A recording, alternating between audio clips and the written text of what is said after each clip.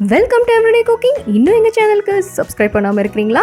மறக்காமல் கிளிக் பண்ணுங்கள் சப்ஸ்கிரைப் பட்டனையும் பெல் ஐக்கானையும். எப்போது எங்களோட கனெக்டடாக இருங்க அண்ட் சப்ஸ்கிரிப்ஷன் ஃப்ரீ. இன்னைக்கு நம்ம அரிசி மாவு தட்டை எப்படி செய்யறதுன்னு பார்க்கலாம்.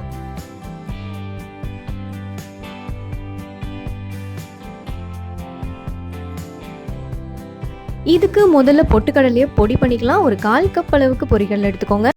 நல்லா அரைச்சிருங்க.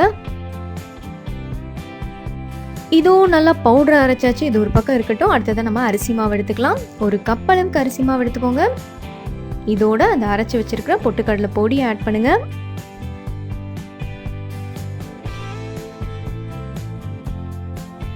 இதோட 1 டேபிள் ஸ்பூன் மிளகாய் தூள், 1.5 டேபிள் ஸ்பூன் அளவுக்கு கருப்பு எள்ளு இல்லைன்னா நீங்கள் வெள்ளை எள் கூட யூஸ் பண்ணிக்கலாம். தேவையான அளவு உப்பு. இதோட கொஞ்சமாக பட்டர் ஆட் பண்ணிக்கலாம். ஒரு 1.5 டேபிள் ஸ்பூன் அளவுக்கு வெண்ணெய் ஆட் பண்ணுங்க.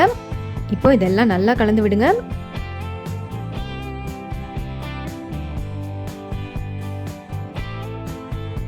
நல்லா கலந்து விட்டாச்சு. இப்போ கொஞ்சம் கொஞ்சமா தண்ணி ஆட் பண்ணி இதை சப்பாத்தி மாவு மாதிரி பிசைஞ்சுக்க போறோம்.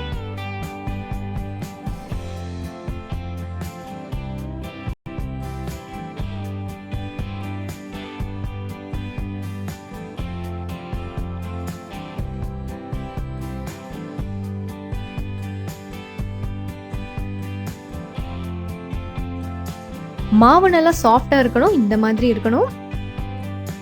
ஸோ மாவு ரெடி. அடுத்ததான் நம்ம ஒரு பிளாஸ்டிக் ஷீட்டில் நல்லா எண்ணெய் தடவிக்கலாம்.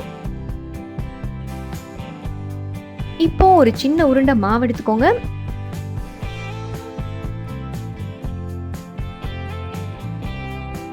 இந்த பிளாஸ்டிக் ஷீட்டுக்கு நடுவில் வச்சு ஒரு வெயிட் வச்சு ப்ரெஸ் பண்ணுங்க. நல்லா தட்டையாக வரும். எவ்வளோ தூரம் உங்களால் ஃப்ளாட்டன் பண்ண முடியுமோ அவ்வளோ தூரம் அழுத்தி ஃப்ளாட்டன் பண்ணிக்கோங்க.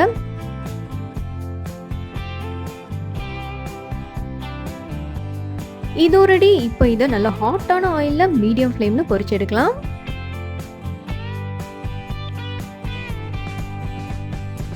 ரெண்டு பக்கமும் நல்லா திருப்பி போட்டு கோல்டன் ப்ரௌன் ஆகிற வரைக்கும் பொரிச்சிடுங்க.